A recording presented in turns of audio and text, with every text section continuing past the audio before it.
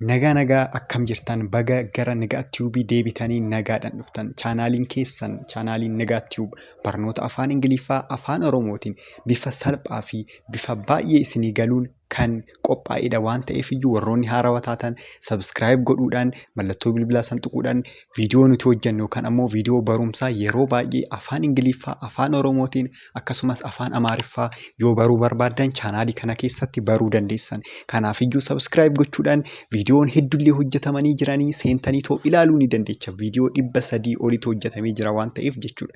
Kanaaf iyyuu har'allee barumsa keenya afaan Ingiliffaa about time and place yookaan ammoo waa'ee sa'aatii fi waa'ee iddoo tokko tokkoo kan haasa'u ni barannaa jechuudha. Warroonni chaanaalii kana keessa seentanii hin ilaalin keessa seenatoo ilaalaa akkasumas ammoo jalqabarraa kaastanii kophaa keessan jechuun qo'achuu barbaaddan ani ABCD jedheetan eegaluu barbaada direct isin waliin qo'achuu yeroo gabaabaa keessatti barachuu shaakaluun barbaada yoo jettan lakkoofsa bilbilaa keenyan teelegiraamaan waatsaappiidhaan yookaan iimoodhaan nu dubbisuu dandeessu nutillee isinii deebisnaa haala salphaa fi akkasumas ammoo kafaltii jiddu galeessa ta'een barachuu dandeessanii jechuudha. Iddoodhuma jirtanitti laayivii wal shaakalsiisaa barachuu dandeessan.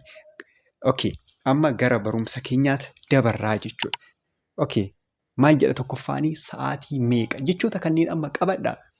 Har'a sa'aatii gaafachuu beekuun wanta guddaadha. Kanaafiyyuu iddoo tokko osoo jiraattanii sa'aatii meeqa jettee gaafachuu barbaadde afaan Ingiliffaatiin sammuu kee keessatti yeroo hundaame sa'aatii gaafachuudhaaf maal jechuudha kan jedhu tireen godhi sammuu kee yookaan sammuu kee barsiisi yeroo hundaa shaakalsiisii jechuudha. Okay. Tokkoffaa maal jedhaa sa'aatii meeqa? Sa'aatii meeqa jechuun what time is it? What time is it? Jedhaa mina waliin what time is it? Baay'ee gaariidha. Baay'ee gaariidha. What time is it? Sa'aatii meeqa? What time is it? Sa'aatii meeqa? Jettanii jechuudha. Amma asirratti immoo nuti yoo barsiisnu barattoonni afaan Oromoo hin dandeenye ni jiran baay'isawwan. Kanaafiyyuu isaan maal barachaa jiranii? Isaan immoo afaan keenya afaan Oromoo barachaa jiranii jechuudha. Kana kan itti aantu immoo maal jettii? Sa'a lama jechuu barbaaddan. Sa'a lama, sa'a sadii, sa'aatii afur. Waa'ee sa'aatii baay'isawwan duraanillee hojjetamee jira. Keessa seentanii olaaltanii argitan sa'aatii kamiiyyuu jechuudha. Sa'aatii tokkoof ruubii, sa'aatii tokkoof 20, sa'aatii tokkoof walakkaa, sa'aatii 2 jechaa 10 hanqoo, 5 hanqoo hundaayyuu isin hojjedheen jira. Meebii deebi'eetillee sirriitti akka ifa isinii ta'uttillee isiniifan hojjedhe yoo barbaaddan. Okay? Rakkoon qabu. Kanaafiyyuu ammallee immoo sa'aatii kunniin ammoo akkamitti isinitti fakkaata? Sa'aatii mataarra ta'e. Mataarra yoo ta'e kanas hin jedhu fakkeenyaaf sa'aatii 2, sa'aatii 3, sa'aatii 4 jechuu barbaaddan o'clock kan jedhu kana fayyadamuu dandeessan. Inni biraa 7 akkasumas ammoo 7:30 wantoota akkasiitiin karaalee garaagaraatiin himuu dandeenya. Isaa tooppikii keenya miti waan ta'eef iyyuu yeroo biraa ilaalla yookaan ammoo keessa seentanii ilaaluu dandeessan. Sa'a 2 jechuu barbaadan it is 2 o'clock. It is 2 o'clock. It is 2 o'clock. It is 2 o'clock jennaa jechuudha. Sa'a 2. Sa'a 3 otoo ta'e it is 3 o'clock. It is 4 o'clock. It is 5 o'clock jettanii sa'aatuma bakka buustanii sa'a 2, sa'a 3, sa'a 4 jettanii too waamuu dandeessanii jechuudha. Baay'ee gaariidha. Baay'ee gaariidha. Amma sa'aatii gaafachuu beektanii what time is it jettanii akkasumas sa'aatii dhaabbataa ta'anii sa'aatii mataarratti sa'a 2, sa'a 3 wanta jedhamanis beektanii amma immoo kana ilaalame yoom dhufte? Yoom dhufte jechuu barbaaddan. Yoom dhufte jechuu barbaaddan. When did you come? When did you come? When did you come? Yoom dhufte. Yoom jechuun when jechuudha. Did you come jechuun immoo dhufte kan jedhu bakka bu'u. Yoom dhufte jechuudhaaf when did you come jettanii jechuudha. Baay'ee gaariidha. Baay'ee gaariidha. Okay. Inni itti aanu immoo ani har'a dhufe. Ani har'a dhufe. I came today. I came today. Dhufee jira already jechuudha namichi sun amma. Yoom dhufte jedhee. Where did you come? It's not where. When. When did you come? Yoo jedhee gaafatamte I came today. Ani har'a dhufe. I came today. Jechuu dandeessanii jechuudha. Ani har'an dhufe. I came today. Jettanii deebisuu dandeessanii jechuudha. Mee jedhaayi? Good. Baay'ee gaarii. I came today. Baay'ee gaariidha. Okay. Kan itti aanu ammoo boru nan deema jechuu barbaadan. Boru nan deema. Boru nan deema. I will go tomorrow. laala amma asirratti. I will kan jettu tuni gara fuulduraa agarsiisti. Yookaan ammoo future tense kan jedhamu ni jira miti. Warroonni teensii beektan keessatti waa'ee teensii illee yoo barbaadamee koomentii irratti naa barreessaa isiniifan hojjedhaa. Teensii future tensii agarsiisa. I will go tomorrow. This is about future. So the action is not completed yet jechuudha. Amma actionii sun hin xumuramne yookaan hin hojjetamne jechuudha. Boruu jechuudha. Tomorrow means boru. Boru nan deemu. I will go tomorrow. I will go tomorrow. Just this is a plan. Plaanidha yookaan ammoo karoora gara boruuti jechuudha. I will yoo jettan yeroo baay'ee waan gara fuulduraa ibsu willing tun jechuudha kan fayyadamu. Mee jedhaayi boru nan deema jedhame I will go tomorrow. Baay'ee gaariidha. Good. The next one, eessa jiraatta? Eessa jiraatta? Eessa jiraatta? Where do you live? Sorry, where do you live? Where do you live? Yeroo baay'ee kana yoo dubbisan jechuudha. Pronunciationiin maybe ammas mara maatar gochuu baachuu danda'a. Just communicate yoo goone gaadha. Garuummoo where do you live osoo hin jedhisan isaan maal jedhu where do you live? GU gara GU yoo isaan jedhan afaan dhalootaa isaanii waan ta'eef more kuni practiceidhaan kan dhufudha. Where do you live? Where do you live? jedhanii jechuudha. Where do you live? Amma nuti hiikkaasaa yoo beekne sana booda immoo pronunciation isaanii maalirraa barachuu dandeenya isinitti fakkaate? Fiilmiiwwan garaagaraa, haasawwan podcast, like wantoota akkasiitirraa music wantoota akkasiitirraa pronunciation isaanii we can learn. So the next one, eessa jiraatta ture? Kan duraa maal jedha ture? Eessa jiraatta? Where do you live jennee ture. Amma immoo eessa jiraatta ture? Waan darbeedha jechuudha. This is about past. We are asking about past. So where did you live? Kan duraa maal jedha? Where do you live? Argitanii? Where do you live fi where did you live in garaagarummaa qaba jechuudha. Did yoo jennee maalidha? Just about past. Didiin pastidha miti. Kan do yoo ta'e present formidha. Did yoo ta'e immoo wanta darbeedha. Baay'ee gaariidha. Okay. Where did you live? Eessa jiraatta ture? Where did you live? Iddoo dura jiraatu jechuudha. Ani Finfinneen jiraadha. Iddoo barbaaddan jechuu dandeessanii rakkoon qabu. Ani fakkeenyaaf ani Amboon jiraadha. Ani Jimmaan jiraadha jechuu barbaaddan. Here I live in Addis Ababa. I live in Addis. I live in Jimma. I live in Ambo. I live in kan jettu sana qabadha. Sana booda maybe you live in Arsii. I live in Jimma. I live in Ambo. Wanta kana yeroo baay'ee na fida. Maalidhaa fi baay'ee barbaachisaa waan ta'eef jechuudha. Yoo ofillee beeksistan ani asan jiraadha kan jettu yeroo baay'ee ni fayyadamna jechuudha. I live in jettanii too bakka buusuu qabdanii waan ta'eef jechuudha. I live in Addis Ababa jedha asirratti. Isin amma fakkeenyaaf Jimmaa yoo jiraattan I live in Jimmaa. Ani Jimmaan jiraadha jechuu dandeessanii jechuudha. Okay, good. Kan itti aanu immoo eessa deemaa jirta? Eessa deemaa jirta? By the way, warroonni yaada keessan naa ibsaa, yaada keessan naa barreessaa. Inni raanfatinaa shi yaada keessan na waliin jiraachuu keessan kanan beeku yaada keessan naa barreessitanii waanuma ta'e yoo isinii gale nuuf galee yoo hin galle naaf hin galle yoo bareeda ta'e bareeda yaaduma qabdan naa barreessa. Maaliif isinis akka na waliin jirtan beekuun qaba waan ta'eef jechuudha. Barumsi keenya sirriitti kan itti fufu isin akka nu waliin jirtan yoo beeknedha. Viidiyoo immoo laayik godha. Rakkoo qabu miti warri onlaayinii ilaaltan laayif godha. Warri buustan osoo hin ta'in jechuudha. Okay, kanaafiyyuu kana eessa deemaa jirta jedha kuni eessa deemaa jirta? Where are you going? Where are you going? Eessa deemaa jirta? Where are you going? Where are you going? Where are you going?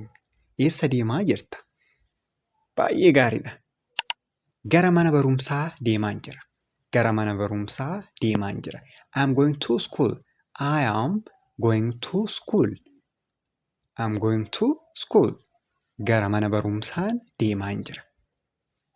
Good. Kan itti aanu immoo gara mana keessanii yoo ta'e immoo kan dura maalidha? I am going to school jedha. Gara mana barumsaati. Kun immoo gara mana isaati.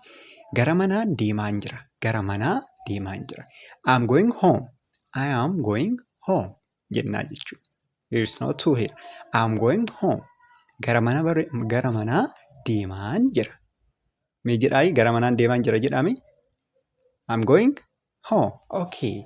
Baay'ee gaariidha.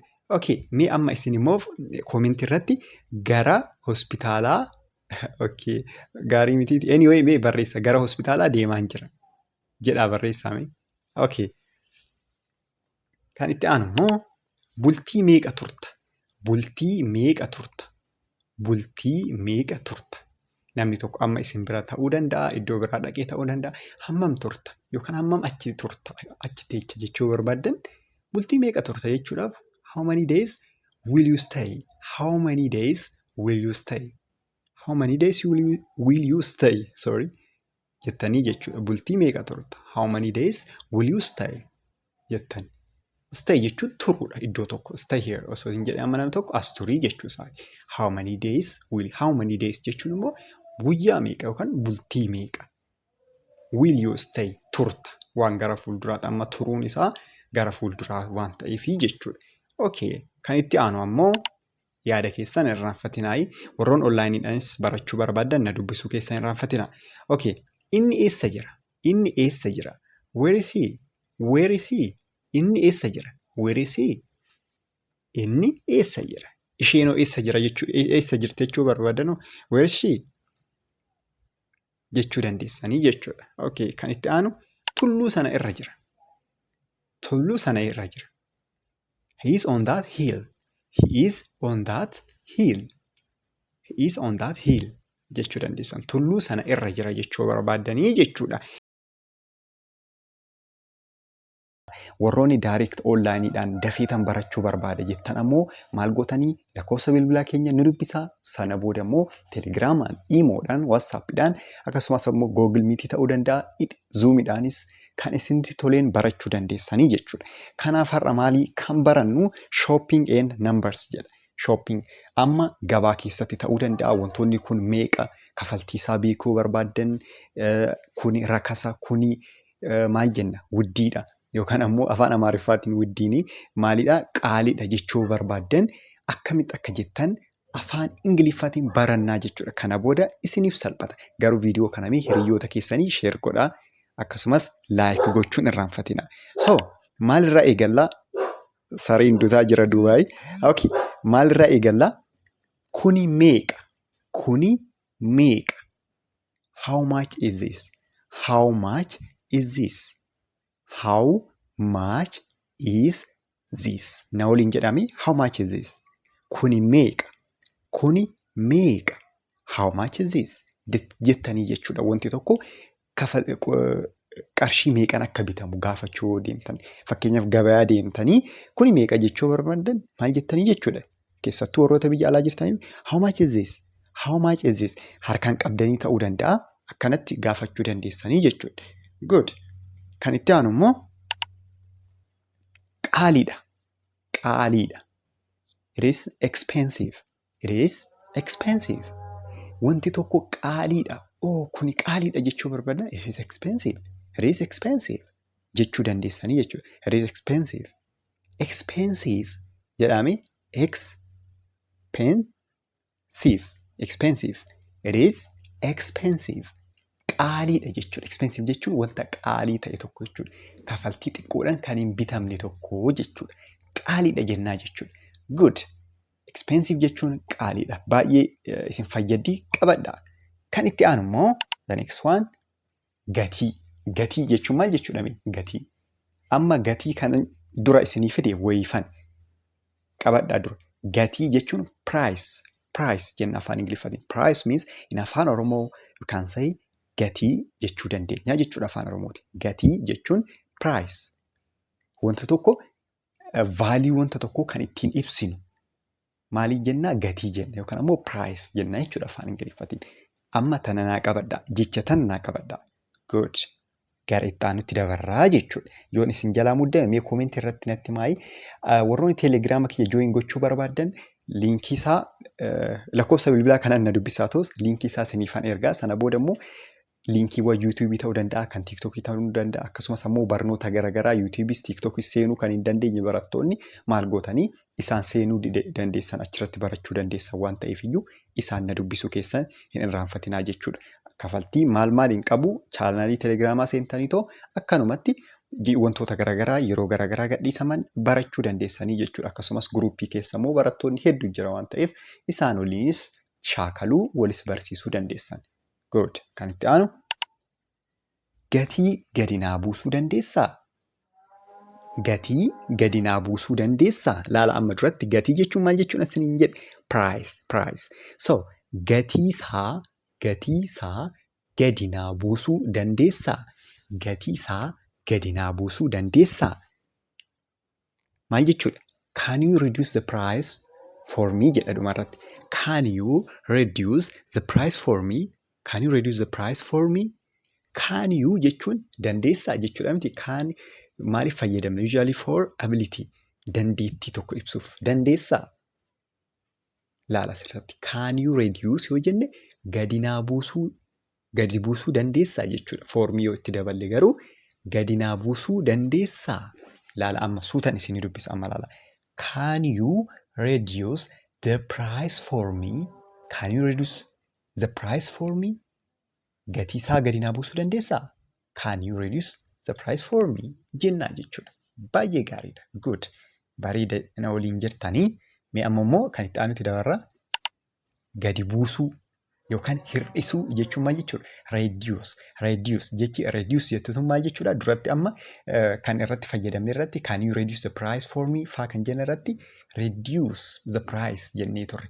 Price yookaan ammoo gatii gadi buusuu jechuudha. So gadi buusuu yookaan hir'isuu jechuun reduce jennaa jechuudha. Kan ta'etti reduce. Okay. Gadi buusuu yookaan hir'isuu gadi reduce jennaa jechuudha. Kan itti aanu ammoo suuqichi eessatti argama? Amma immoo suuqii iddoo suuqii nama gaafachuu dandeessanii or nama yoo isin jalaa badellee ta'uu danda'a iddoon isaa jechuudha.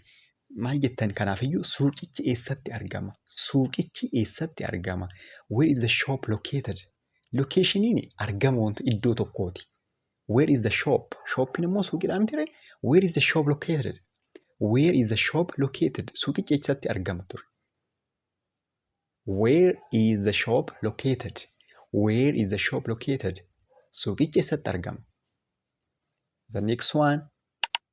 Kuni gaariidha. Amma laala asirratti shoppiidhaan yookaan ammoo suuqii wanta bittaa fi gurgurtaadhaan wal qabsiisa. Amma fakkeenyaaf nama waliinis deemuu dandeessan. Kuni gaariidha. Filachaa jirtan fakkeenyaaf yaa jennu. Oh, kuni gaariidha jechuu barbaaddan maal jechuu dandeessan? Oh, this is good. This one is good jechuu dandeessan. Inni kuni gaariidha jechuu barbaaddan. Kuni gaariidha. This is good. This is good. Jedhamina waliin. This is good. Baay'ee gaarii. Kuni gaariidha jechuudha. Kan itti aanu ammoo kuni rakasa. Kuni rakasa wanti tokko immoo duratti kuni qaaliidha kan jedhu. Mee qaaliidha kan jedhu maalan isin jedhe ture? Okay, baay'ee gaariidha. Expensive jennaa jechuudha. This is expensive yoo jenne kuni baay'ee qaaliidha jennee jechuudha. Yoo irraanfattan barreessaa. Kuni rakasa. This is cheap. This is cheap kan jennu immoo wanta rakasa tokko maallaqa xiqqoodhaan wanta bituu dandeenyu tokko jechuudha. Amma fakkeenyaaf akka maalitii koorsii yookaan ammoo onlaayiniidhaan nuti kan barsiisnu is very cheap.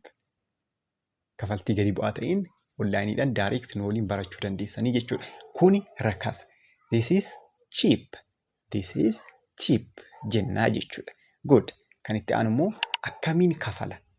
Akkamiin kafala? If you want to ask something about the payment system, okay? Payment system yookaan ammoo akkaataa itti kafaltan. Amma akkamiin kafala yoonan isiniin jedhu harkaan kafala maaliin miti. There is a lot of payment system. Like maal faaltu jira isinitti fakkaate kaardiidhaan kafaluun ni jira. Kaardii yoo jedhamu wanta akka ATM kanaa jechuudha. Transfer gochuu ni beektanii miti. Transfer godhumoo jedhan kaashiin kafaluun ni jira. Qarshii birrii waraqaatiin jechuudha. Amma biyya alaafaa yoo jirtan kaardiin ni jira, maybe transferiin ni jira, akkasumas ammoo kaashiin ni jira. Wantoota akkanaa kana fayyadamna waan ta'eef jechuudha. Kanaaf iyyuu amma payment system baay'achaa jira waan ta'eef iyyuu akkanatti akkamiin kafala? How do I pay jechuu dandeessan. How do I pay? How do I pay? Akkamiin kafala? kan inni maal jedhee isinii deebisuu danda'a. You can pay with a card isiniin jechuu danda'a. Yookaan ammoo we only accept what? Cash jechuu danda'a. Kaashii qofa yookaan ammoo qarshii waraqaatiin qofa fudhanna isiniin jechuu danda'a. Good. Kan itti aanu kaardii ni fudhattuu? Amma isin immoo gaafachuudhaaf isin gaafachuu barbaadan kaardii ni fudhattuu? Do you accept card? Do you accept card? Kaardii isiniin jedhamu amma kan kafaltii ittiin kafalamuutti jira. Warroonni biyya alaa jirtan kan sirriitti ifasinii ta'a. Ni wanteettu ni yaadattu. Kaardii ni fudhattuu? Do you accept card? Do you accept card? Post maashinii maal yoo jedhamu agarre isaanillee ni kafalamaa miti biyya keessattis. Kaardii ni fudhattuu? Do you accept card? Do you accept card? Kaardii ni fudhattuu? Yookaan kaardiidhaan kafaluu nan danda'a jechuudha. Gara biraatiin jechuudha. Okay, baay'ee gaariidha. Kuni anaaf gaariidha jedhamoo kun. Amma immoo meeshaa tokko yoo filattan ta'uu danda'a. Filattanii yoo isinitti tole, oh, this is nice for me. This is nice for me. This is nice for me. Kuni anaaf gaariidha. Kuni anaaf gaariidha. This is nice. Kuni gaariidha jechuu qofa barbaadan ammoo asuma irratti iyyuu this is nice yoo jettan kuni gaariidha jechuudha. This is nice for me. Kuni anaaf. For me. Kuni anaaf gaariidha. This is nice for me. Good. The next one. Ani kana fudhadha. Ani kana fudhadha. I will take this. I will take this. Amma filachaa jirtanaa jennu fakkeenyaaf namoota hiriyaa kee waliin. So you can say I will take this yoo jette ani kana fudhadha jechaa jirtaa jechuudha. Maybe fakkeenyaaf kophee bitaa jirtanii inni illee filataa ati illee filataa inni kan biraa filatii ati immoo you may choose this one. So you can say I will take this one jechuu dandeessaa jechuudha. Kana ani kanan fudhadha jechuu dandeessaa jechuudha. Inni biraa immoo mee tokko qofa naaf kennii. Amma immoo meeshaa hedduu kan jiru keessaa takka qofa naa kenni. Mee tokko qofa naaf kenni jechuu barbaada. Please give me only one. Please give me only one. Here you need only one. Please give me only one yoo jette mee tokko qofa naaf kenni yookaan tokko qofa naaf kenni mee yookaan maaloo please jechuun more polite gochuuf jechuudha. Mee tokko qofa naaf kenni. Please give me only one jennaa jechuudha. Kun salphaadha baay'ee isinitti ulfaattu irra deddeebi'uudha. Tunillee kanuma isaa wal qabatteedha. Lama yoo barbaaddan lamaan naaf kenni yookaan lama naaf kenni asirratti lama naaf kenni. Sirreessaayee lama naaf kenni. Give me two. Give me two. Give me two of them jechuus dandeessa. Give me two. Lama naaf kenni jechuu dandeessaa jechuudha. Okay. Kan itti aanu immoo dhuftan har'a afaan Ingiliffaa keessatti dogongorawwan 5 isin beekuu qabdan baay'ee kan isin barbaachistu. Afaan Ingiliffaa keessan yeroo baay'ee kan ol siinii kaastuu jechuudha. Maalidhaa dogongora kana warroonni eegaltoota kan yeroo baay'ee isaan irratti illee nan argaa akkasumas warroota jiddu galeessaa even warroota advaansii ta'an irratti dogongora akkanaa ni mul'ata yeroo tokko. Kanaaf iyyuu isin amma dogongora tana yoo beektan baay'ee isin fayyaddi jechuudha. Kanaaf iyyuu subscribe godhaa warroonni haaraa taatan viidiyoo moo like godhaa eegalaayii yaada keessan nu barreessaa. Akkasumas ammoo warroonni direct onlineidhaan barachuu barbaannaa dafnee afaan Ingiliffaa kana dubbisuu, barreessuu, haasa'uu barbaanna jettan lakkoofsa bilbilaa keenya nu dubbisuu dandeessanii jechuudha. Telegiraamaan, Imo yookaan WhatsAppidhaan jechuudha. Kanuma. Okay. Kanaaf iyyuu amma mee dogongorawwan jiran kamiidha? Dogongorawwan akkamiitii jechuu barbaaddan fakkeenyaaf jecha kana laalaami. She play football every day jedha. She play football every day. Maalidha mee asirratti rakkoon isaa maal isinitti fakkaata? She play football every day. Laal amma maal isinitti fakkaata? Ruulii akkamiitti jira isinitti fakkaata? Subject verb agreement kan jedhamu. Subjectii fi verbiin agree waliin deemuu qaba. Waliin deemuu qaba jechuudha. Walii galanii waliin deemuu qaba. Kanaaf iyyuu asirratti maalidha? She play osoo hin taane akkamitti sirreessinaa? She plays football every day. Kanaaf iyyuu she plays football every day jenneetoo sirreessinaa jechuudha. Laala amma asirratti. She plays. Maaliif isinitti fakkaatan? When the subject is he, she, it, we add s to the verb. Essi maalitti verbiitti dabalaa jechuudha. Maali yoo ta'an?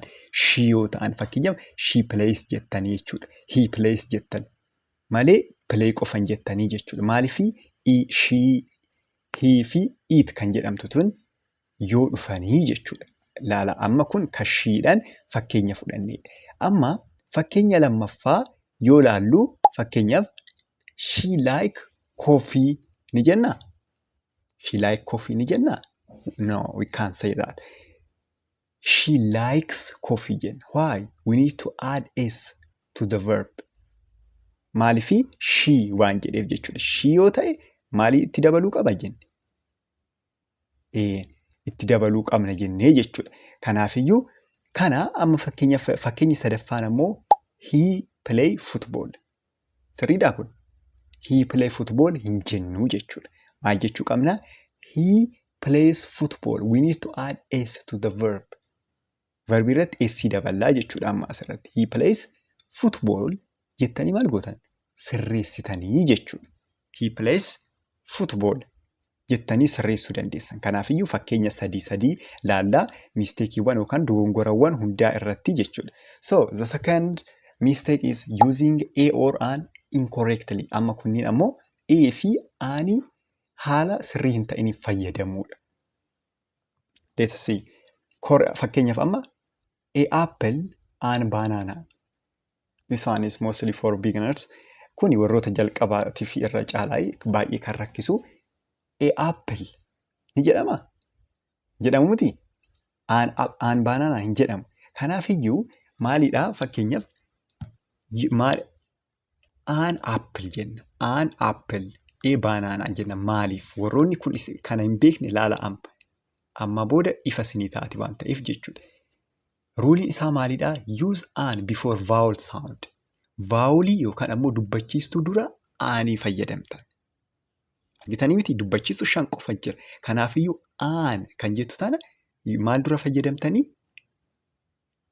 Vaawulii yookaan dubbachiistuu dura. Salphaadha baqa. Kanuma qabadhaa. Sana booda fayyadamuu dandeessa. Fakkeenyaaf aan apple jenne. Maaliif apple kan jedhu biratti dhaan jammara yookaan dubbachiistuudhaan jammara waan ta'eef jechuudha. Saniif aan apple jettan. Kuuwwan ammoo dubbifamaa yoo ta'e immoo jechichi sun fayyadamta. Fakkeenyaaf banana, book, cake, jettanii fayyadamtan. An apple, an elephant, an umbrella, wantoota akkanaa kana fayyadamtanii jechuudha. Aan yoo ta'e maalii fayyadamtu? Vaawulii waliin fayyadamtanii jechuudha. Okay, amma fakkeenya lamaan takka itti dabalannaa. So, fakkeenyaaf lammaffaan a book is on the table. Argitanii? An book is on the table hin jennu jechuudha. An book is on the table. Kunniin amma warra beginneridha yookaan jalqabaati kan dogongoro yeroo baay'ee. An book is on the table. Sirriidha yoo jedhamtan sirrii miti. Why? B is it's not vowel letter. Maalidha? Vaawulii miti dubbifamaadha jechuudha.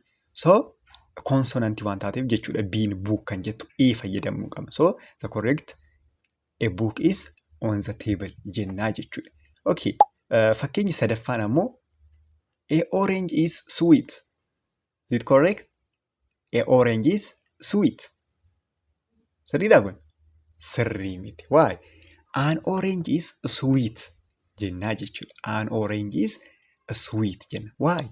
Oon sun vaawulii waan taateef jechuudha. Oon sun saawundiin isheetillee vaawulii waan ta'eef. Sagaleen ishee vaawulii sagalee dubbachiistuu waan ta'eef sagalee dubbachiistuu ta'e immoo maal fayyadamtan? Aan kan jedhu tana fayyadamtanii jechuudha. Okay. Very good. Fakkeenya lammaffaan kana.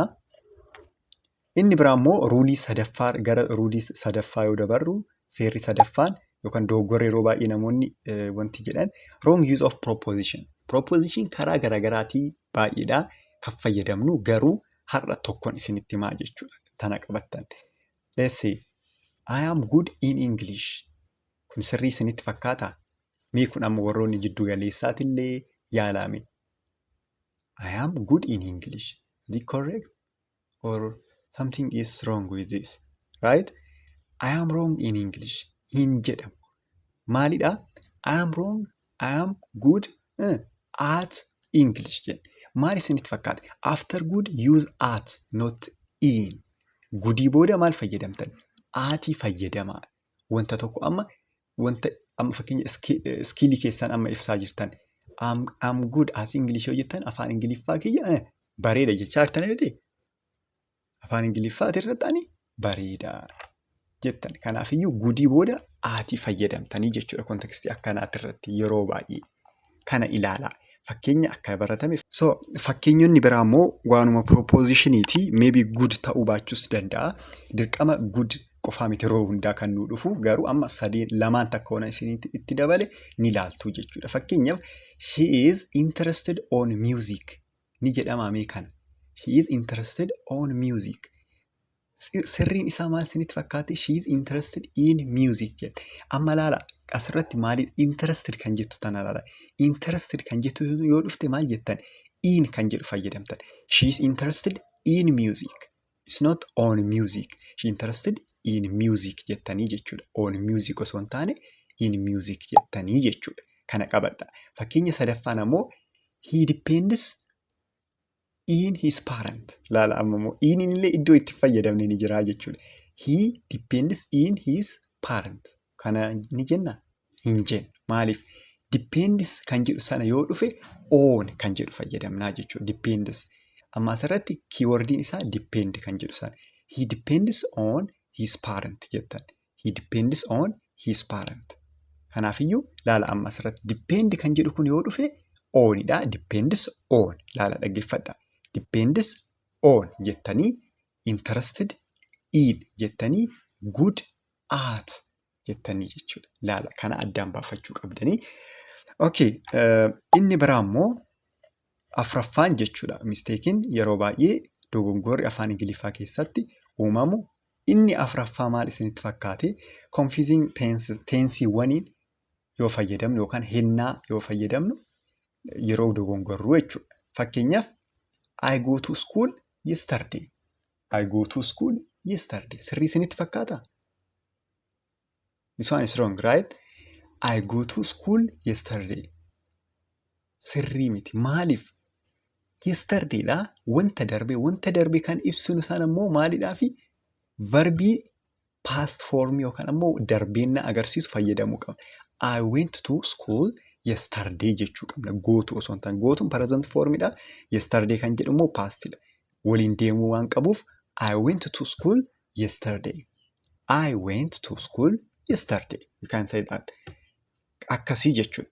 Fakkeenyaaf lammaffaa ilaala. She eats breakfast this morning. She eats breakfast this morning. Amma asirratti maal isinitti fakkaate? Wanta darbeedha. Kan ibsuu barbaanne asirratti amma. Wanti beekuu qabdan as keessatti nyaachuun ishii darbeedha.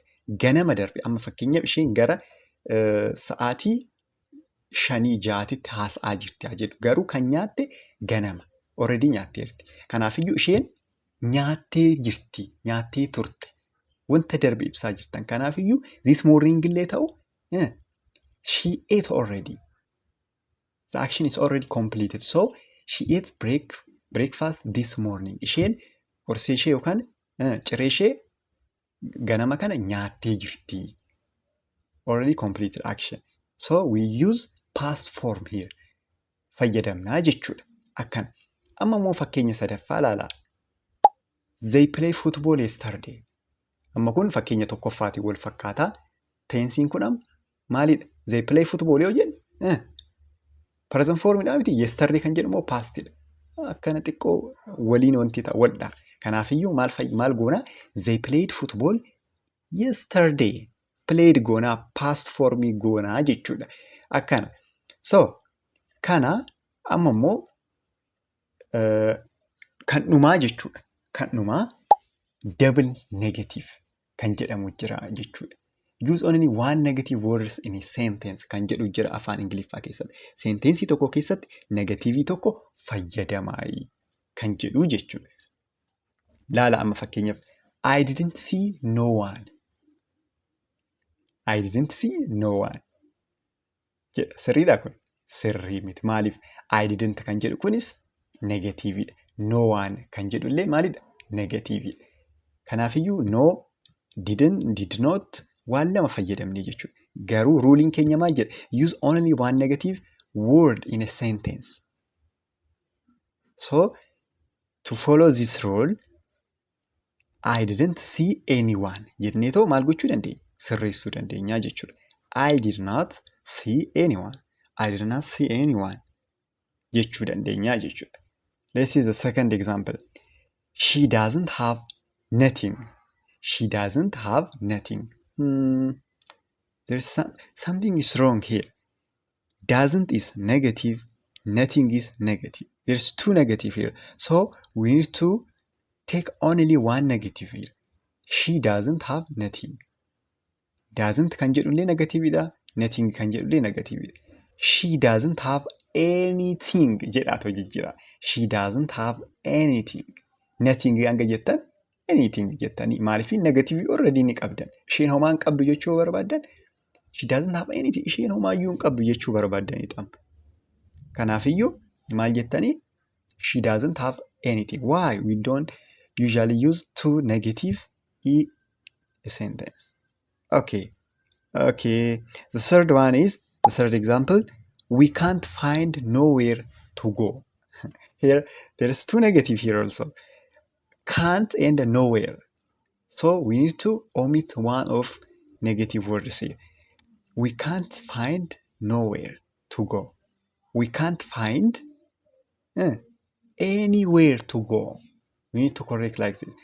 We can't find anywhere to go. Nowhere kan jedhu san gara anywhere kan jedhutti jijjiirtanii jechuudha. Kanaaf amma tokkoffaarraa eegallaa. Tokkoffaan maal jedhaa? Maaltu ta'e? Maaltu ta'e? Jechuu barbaaddan. What happened? What happened? Maaltu ta'e? What happened? What happened? Maaltu ta'e? For Afaan Oromoo learners, maaltu ta'e? What happened? Jennaa jechuudha. Kan itti aanu, the next one, hin hubanne. If you don't understand something, you can say hin hubanne. Hin hubanne. Hin hubanne. I don't understand. I don't understand. I don't understand. Hin hubanne. Hin hubanne. I don't understand. Jechuu dandeenya jechuudha. Okay. Kan itti aanu immoo na hubattaa? Do you understand me? Do you understand me? Na hubatte yookaan na hubattaa? Do you understand me? Understand jechuun hubachuu jechuudha. In other way. Understand jechuun maal jechuudha? Hubachuu jechuudha. Okay? Kana qabadhaa. Yoo barreeffattan bareedaa osoo barreeffattaan waliin deemtanii bareedaa jechuudha. Nu hubattaa? Yookaan na hubattaa? Do you understand me? Do you understand me? Na hubattaa? Jennaa jechuudha. Kan itti aanu ammoo naaf kenni. Naaf kenni. Naaf kenni. Give me. Naaf kenni. Give me. Wanna tokko akkasii kennamuu barbaadan, naa kenni jechuu barbaadan, naaf kennu yookaan naa kenni jechuu barbaadan, give me. Give me. Jettanii jechuudha. Okay, salphaadhaa miti? Bareeda. Okay. Kan itti aanu immoo jechoota jennu kana hundaaniyyuu na waliin jechuu yaalaa jechuudha. Na waliin jedhaa. Na gargaari. Na gargaari. Help me. Help me. Help me. Na gargaari. Help me. Na gargaari jechuudha jechuudha. Help means gargaaruu yookaan gargaarsa jechuudha. Help. Gargaarsa jechuudha. Okay, kan itti aanu ammoo ani hojiin qaba. Ani hojiin qaba. I have a work or I have a job. Hojii wanta hojjetan tokko yoo ta'e, wanta mallaqa isinii argamsiisu tokko yoo ta'e, job jechuu dandeessanii jechuudha. Ani hojiin qaba. I have a work. I have a work. Work means hojii yookaan hojii dalagaa akka jechuuti jechuudha. Ani hojiin qaba yoo jettan, so I have a work. I have a work jettanii jechuudha. Good. Na waliin jechuu keessan hin irraanfatinaa. Mee jedhaa I have a work. Good. Okay. Gara itti aanutti dabarraa jechuudha amma immoo. Amboo irraan dhufe. Amboo irraan dhufe. Amma immoo eessaa akka dhufte. Where are you from jedhamtanii gaafatamuu dandeessanii jechuudha. Eessaa dhufte yoo jedhamtan afaan Oromootiin akkamitti deebistanii jechuudha. Fakkeenyaaf Amboo irraa yoo dhuftan Amboo irraan dhufe. I came from Ambo. I came from Ambo. Or I came from iddoodhuma barbaaddanii jechuudha. It may be from Jimma, it may be from Arsii, it may be from Finfinnee. Kanuma barbaaddan jechuu dandeessanii jechuudha. Amboo irraa yoo dhuftan amma fakkeenya kanarratti amma Amboo irraa jedha miti. Kanaafiyyuu maal goote jechuudha. Amboo kan jedhu fuulduratti akka afaan Ingiliffaa yoo ta'e dhumarratti Amboo kan jedhu dhumarra dhufa yookaan maqaan biyya sanaa dhumarra dhufa jechuudha. Isin garuu maal gootanii yoo afaan Oromoo ta'e jalqabaa akkuma beektaa warri afaan Oromoo beektan kun isin rakkisu garuu warra afaan Ingiliffaa barachaa jirtaniif Amboo kan jedhu kan ammoo biyyi dhumarra dhufaa jechuudha. Amboo irraan dhufe. I came from Amboo. I came from Amboo jettanii jechuudha. Good. Kan itti aanu maaloo. Amma immoo kana wantoota garagaraatiif fayyadamuu dandeenya miti. Namoota waa kadhachuuf illee ta'uu danda'a yookaan ammoo polite gochuudhaaf yookaan kabajaaf illee maaloo jechuu dandeenya. Okay? Please yeroo baay'ee afaan Ingiliffaa keessatti please yoo jedhamu ni dhageessan jedheetan yaada. So isa maal jechuudha amma maaloo jechuudha. Maaloo kana naaf kenni. Please give me that. Wantoota akkanaa fakkeenyaaf fudhachuu dandeessan jechuudha. This one is simple I think. So the next one ani konkolaachisaadha. Ani konkolaachisaadha. You can tell what you are doing or your job. Wanta amma hojjechaa jirtu yookaan ammoo hojii kan kee yookaan dalagaa kee ibsachuuf jechuudha. I am a driver. Driver jechuun konkolaachisaa jechuudha. Driver means konkolaachisaa. Ani konkolaachisaadha. Ani konkolaachisaadha. Ani konkolaachisaadha. I am a driver. I am a driver.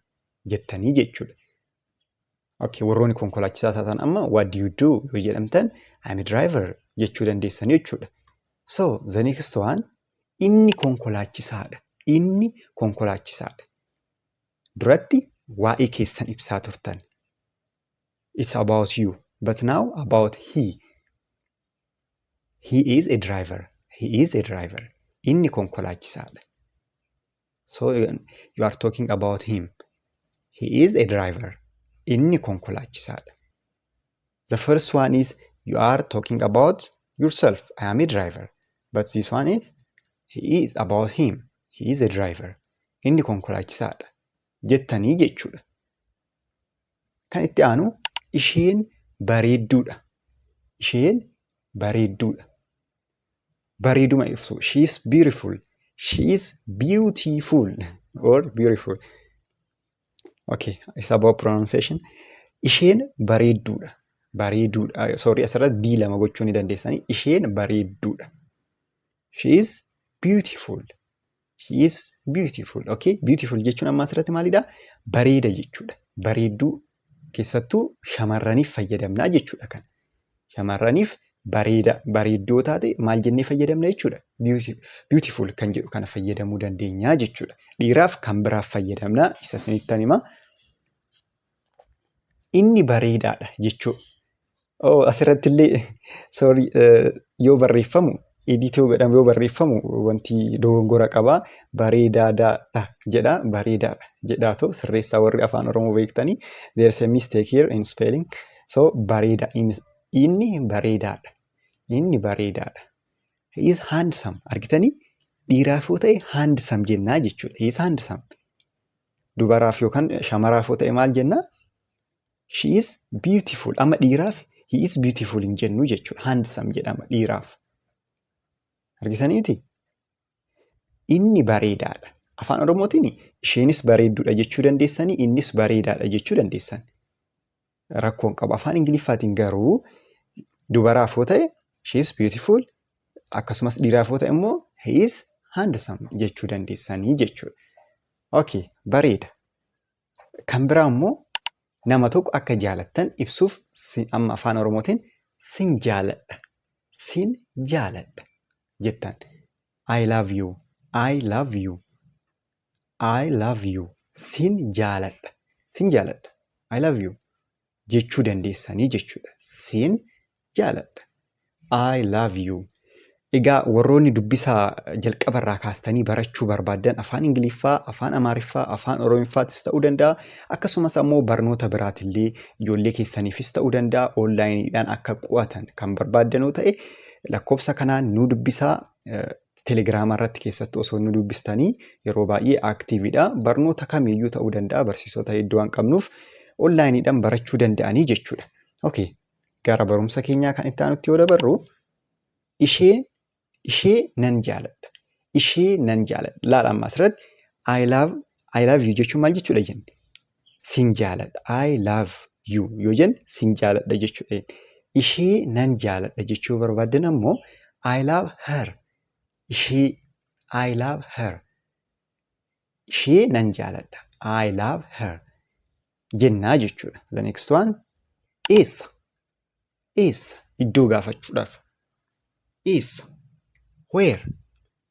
Eessa jechuu barbaaddan where? This one is simple I think. Eessa deemaa jirta? Eessa deemaa jirta? Where are you going? Where are you going? Eessa deemaa jirta? Where are you going? Nagaadhaan dhuftan har'alee barumsa afaan Ingiliffaa baay'ee isin fayyadduun isinii qabee dhufe baay'ee kan duraanitirraa kan garaagarummaa qabdudha jechuudha. Waa'ee maaliitii? Waa'ee hirriibaa. Amma hirriiba gara garaatiin rafuu dandeenya. Fakkeenyaaf yeroo tokko tokko bakkuma teenyetti daqiiqaa tokkoof daqiiqaa lamaaf kanneen akkamitti afaan Ingiliffaatiin ibsinaa kan jedhu kana ilaallaa jechuudha. Kanaafiyyuu na waliin turuun hin irraanfatinaa. Warroonni viidiyoo laayik hin goone laayik godhaa. Warroonni onlaayinii ilaaltan laayik godhaa. Nama miidhaa laayik gochuun okay, laayik godhaa eegalaa'ee akkasumas ammoo sabiskiraayib godhaa. Viidiyoo sabiskiraayib yeroo tokko godhamaa. Warroonni haaraa taatan chaanaalii kana haaraa taatan qofatu sabiskiraayib godhaa. Yeroo biraa immoo viidiyoo laayik gootuu jechuudha. Kanaafiyyuu laayik gochuudhaan eegalaa. Warroonni daayireekt ABCD jedhee jalqabarraa kaasee dubbisan eegaluu barbaada jettanii gurmooftanii dhuftan akkasumas kophaa barachuu barbaaddanis nu dubbisuu dandeessanii haala salphaa ta'een haala isinii galuu danda'uun isin barsiisna jechuudha. Kanaafiyyuu mee har'a baay'ee mitii fireeziiwwan 4 yookaan ammoo himoota 4 kanan isiniif fidee dhufe kanaafiyyuu na waliin turuu keessan hin irraanfatinaa jechuudha. Mee amma fakkeenyaaf yeroo xiqqoodhaaf yeroo rafnu yookaan ammoo yeroo amma normaalii yeroo rafnu ni jira miti fakkeenyaaf galgala raftanii ganama kan kaatan ni jira. Isaan alatti immoo daqiiqaa xiqqoodhaaf sa'aa xiqqoodhaaf kan rafnu sana akkamitti ibsina? For example tokkoffaan maal jedhaa? I'm going to take a snooze jedha. I'm going to take a snooze. I am going to take a snooze. Maal jechuun kun isinitti fakkaate kuni slightly yookaan ammoo yeroo gabaabaadhaaf maal gochuudha? Rafuu jechuudha. Yeroo gabaabaadhaaf rafuu. Maal jenna kana? Snooze, take a snooze jennaa jechuudha. Amma tokkoffaa irratti maalan isiniin jedhee I am going to take a snooze. Maal gochuun heda jechuudha? Hirriiba xiqqoo for short period of time rafuun hedaa jechuudha. Xiqqoodhaaf daqiiqaa xiqqoodhaaf rafuun hedaa jechuudha. Iddoo garaagaraatitti fakkeenyaan ilaalla. Already tokkoffaan kuniyyuu kan barreeffame akka fakkeenyatitti garuu nuti kan hubachuu dandeenye yeroo baay'ee maal waliin yoo ta'edha. Himoota dheeraa keessatti yoo ta'e hubachuu dandeenya waan ta'eef jechuudha. Tokkoffaan maal jedha isinitti fakkaate? I am tired, so I'm going to take a snooze on the bus. I am tired, so I'm going to take a snooze on the bus. I am tired jechuun maal jechuudha? Maal jechuudha? Dadhabeen jira. Ani dadhabeen jira. Kanaafiyyuu maal gochuun eda? Baasii sana keessatti xiqqoo rafuun eda. Maal keessatti amma? Baasii keessatti jechuudha. So, I'm going to take a snooze on the bus jettanii jechuudha. Let me take a snooze jechuu dandeessa fakkeenyaaf. I'm tired, I'm going to take a snooze on the bus. Baasii keessatti maal gochuu barbaade amma? Xiqqoo hirriba rafuu barbaade jechuudha. Okay, kan itti aantu immoo maal jettii? The baby is quiet. Lammaffaarra kan jirtu jechuudha. The baby is quiet, so mom is going to take a snooze. The baby is quiet, so mom is going to take a snooze. The baby is quiet jechuun maal jechuudha? Daa'imti cal jetteef eenyudhaaf? Haadhaaf jechuudha. Harmeedhaaf daa'imti cal jettee jirti. Kanaafiyyuu yeroo baay'ee yeroo daa'imti isaanii cal jedhe yeroo sarrafanii miti haadholiin. Kanaafiyyuu the baby is quiet waan quiet taateef yookaan waan cal jetteef maal gochuu heddi? Take a snooze xiqqoo rafuu heddii jechuudha. Xiqqoo rafuu heddii jechuudha. Kanaaf akkanatti fireeziin tokkoffaa maal jedha jechuudha? Take a snooze jennaa jechuudha. Take a snooze. Okay. Gara lammaffaa yoo deemnu immoo maal jedhaa? Let me take a nap. Kun baay'ee baratamaadha. Baay'ee baratamaa kan ta'e naappii fudhadhaayyuu ni jedhama yeroo baay'ee afaan Oromoo irratti illee namoonni afaan Ingiliffaa makanii haasa'anii jechuudha. Let me take a nap. Take a nap jechuun kunillee maal jechuudha? I need a short sleep jechuudha amma asirratti. Yeroo guyyaafaa jechuudha. Kuni baay'inaan guyyaafaa ta'uu danda'a. Fakkeenyaaf amma isin hojjaadhaa galtanii sa'aatii 7tti galtanii haa jennu sirriitti dhaggeeffadha. Sana booda immoo sa'aatii 8tti maal seentan? Hojii deebitanii seentan ta'a. Kanaafiyyuu amma fakkeenyaaf misaa yookaan ammoo erga nyaattanii booda laaqana keessan daqiiqaa 5f daqiiqaa 10f maal gochuu dandeessan? Akkanumatti iddoo maceessaniif irratti maal xiqqoo rafuu dandeessan yookaan shillib jettanii ka'uu dandeessanii jechuudha. Sun maal jennaa?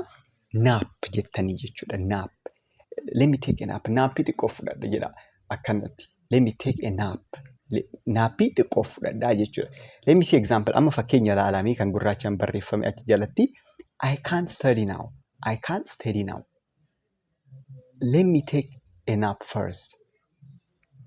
I can't study now jechuun amma qo'achuu hin danda'u. I can't jechuun hin danda'u jechuudha. I can't study hard. Sorry, I can't study now. Amma jechuudha now jechuudha. I can't study now. Amma maal jechuu hin danda'u? Qo'achuu hin danda'u. Let me take a nap first. Dura naappii hin fudhadha yookaan irriba xiqqoo irra fa'a. Laala amma sirriitti naap kan jennu yeroo baay'ee irriba xiqqoo taatee yeroo baay'ee kan guyyaafaa fudhattanidha jechuudha. Akkanumatti of duuba garagaltanii akkanatti kan raftanii too hiriyoosuma kaatanii jechuudha. Baay'ee daqiiqaa 10s ta'uu danda'a, 5s ta'uu danda'a, 30s ta'uu danda'a. Naappii akkasitti fudhachuu dandeessanii jechuudha. Naappii fudhachuu jedhama yookaan ammoo take a nap jedhamaa jechuudha. Okay. Fakkeenya lammaffaa yoo ilaaltan ammoo maal jetti? Fakkeenya lammaffaan she feels sleepy. She's going to take a nap. She feels sleepy. Isheen irribni qabeera. Feel sleep amma feel sleep jechuun irriban qabamuu jechuudha yookaan ammoo feelingiin irribaa yoo isinitti dhufuu jechuudha. Kanaafiyyuu feel sleepy. She's going to take a nap. Maal gochuu ediree? Hirriba xiqqoo naappii fudhachuu ediree. Naappii fudhachuu jechuun ammaan booda maal jechuudha? Hirriba xiqqoo guyyaas ta'uu danda'a. Yeroo baay'ee guyyaadha kuni naappii kan fudhatamu guyyaadha. Kanaafiyyuu rafuu heddii yeroo xiqqoodhaafi jechuudha. Kanaafiyyuu naappii fudhadha yoo jettan let me take a nap yoo jettan ammasin xiqqoo daqiiqaa 5 10 20 takkan akkanumatti ciisee ka'a rafee ka'a jechuudha. Okay, baay'ee akka irraa fayyadamtan abdiin qaba. Sadaffaa yoo ilaallu kan sadaffaa immoo I'm going to take a cat nap. I'm going to take a cat nap jedhamaa jechuudha kan bira ammoo. Cat nap. Cat jechuun maal jechuudha? Cat jechuun adurreedhaa miti. Nap jechuun kan amma duratti jenne san. Yoo irriba baay'ee xiqqoo jechuudha. Kun immoo maal jechuu isinitti fakkaate? Naappirraayyuu baay'ee xinnoo kan ta'e. Adurreen xinnoo raftii natti fakkaate hin beeku. Isheerraa dhufe natti fakkaate yoo ilaaluyyuu jechi kunii jechuudha. Maaliifii baay'ee yeroo gabaabaadhaaf yoo ta'e. I will sleep for a very very short time jechuudha. Amma asirratti maal jechuun I'm going to take a cat nap jechuun cat. Naappii adurree yookaan ammoo irriba adurree fudhadhaa akka jechuutitti ilaaluu dandeessanii jechuudha. Okay. Laallu amma fakkeenya tokkoffaa ilaala. I only have 5 minutes. So I will take a cat nap. Daqiiqaa 5 qofan qaba. I only have 5 minutes. Daqiiqaa 5 qofan qaba. Kanaafiyyuu I will take a cat nap. Baay'ee ariitiidhaan yookaan ammoo naappii xiqqoo yookaan irriba xiqqoo fudhadhaa. Irriba xiqqoo rafaa jechuudha. Laal. Kana laala. Sirriitti amma naappii noormaalii take a nap kan jedhu irraayyuu kuni daqiiqaa xiqqoo yoo qabdan yookaan ammoo short period of short kan ta'e yoo qabaattan maal jettan jechuudha? Cat nap jettanii jechuudha. I will take cat nap jettanii jechuudha. Baay'ee yeroo gabaabaadhaaf yoo rafamuu jechuudha. yookaan ammoo yeroo garaagaraa yoo argitan akka wanti isin hin taaneef beekaa jechuudha. Beekuun nama miidhu. Beekuun nama miidhu yeroo hundaa wanta tokko beekuun jechuudha. Okay. Lammaffaan immoo fakkeenyatti maal jettii kan jala jirtu a cat nap is better than no sleep at all. A cat nap is better than no sleep at all. Homaayyuu rafuu baachuurraa at least yookaan yoo xiqqaate hirriba xiqqoo yookaan cat naappii jedhamtu tana fudhachuu wayyaa. Laala argitanii miti homaa rafuu xiqqoo ija cunuunfataniitillee deebisanii banachuu wayyaa jechuudha. Kana. Okay. Amma immoo gara phrasii yookaan ammoo senteensidha anyway gara afuraffaa deemna yookaan kan dhumaati. Maal jedha jechuudha amma immoo I'm going to get some shut eye. I'm going to get some shut eye jedha. Maal jechuudha kun immoo irriiba sa'aatiin isaa hin beekamu jechuudha asirratti ammoo. For any amount of time ta'uu danda'a. Irriiba rafuudha kun bakka gara irriibaa deemuudhaaf yoo barbaaddanii jechuudha. Kunillee waa'ee irriibatii I'm going to get some shut eye. I'm going to get some shut eye jettanii jechuudha. Fakkeenya laalaa. It is very late. I'm going to get some shut eye. Argitanii miti? It is very late jedhe. It is very late. Baay'ee sa'aan deemee jira. So maal? I'm going to get some shut eye. Kanaafiyyuu gara irriibaa yookaan rafuu ni da'a. Kun galgalallee fayyadamuu dandeessan. Galgala fayyadamuu dandeessan. Kuni irriiba narrafa jechuudha. Karaa biraatinii jechuudha. Irriiba narrafa jechuu barbaaddanidha kan akka fayyadamtanii jechuudha. Akka kaawwanii yeroo gabaabaadhaaf maal kan jedhu miti jechuudha. Amma fakkeenya lammaffaallee ni ilaalla. Okay, fakkeenya lammaffaan maal jetti? He needs to get some shut eye before his trip. He needs to get some shut eye before his trip. Maal gochuu qaba? Inni deemsa isaa dura maal gochuu qaba? Irriiba hamma ta'e argachuu qaba. Irriiba hamma ta'e argachuu qaba yookaan hamma ta'e rafuu qaba yoo jechuu barbaaddanidha jechuudha. Okay, kanumaa akka irraa fayyadamtan abdiin qaba. Viidiyoo 300 ol hojjetamanii jiranii baay'ee kan isin fayyadanii seentanii laaluu ni dandeessanii. Kanumaa baay'ee isin jaalannaa onlaayiniidhaan direct dubbisarraa kaatanii barachuu barbaaddan nu dubbisuu dandeessanii nagaanaaf ta'a.